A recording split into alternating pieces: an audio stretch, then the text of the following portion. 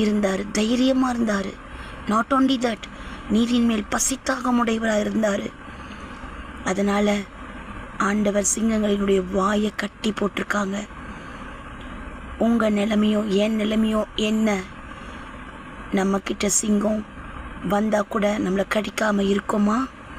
சிந்திப்போமா? Quite சத்தம் போடாதீங்க, அப்படியே வாங்க, அப்படியே வாங்க. ஓ காட், தானியேலை எதுவுமே பண்ணலை. ஜெபிச்சவங்க தான் கிட்ட போகணும். ஜெபம் பண்ணுங்க, நல்லா விசுவாசமாக இருங்க, வைராக்கியமாக இருங்க, நீதியின் மேல் பசித்தாகம் உள்ளவங்களாக இருங்க. என்னால் சத்தமாக சொல்ல முடியல, ஏன்னா என்னது கிடைச்சிட போகுது, ஏன்னா நான் எப்படி ஜெபிக்கிறேன், எப்படி வைராக்கியமாக இருக்கிறேன் நான் சொல்லி. அதுக்கு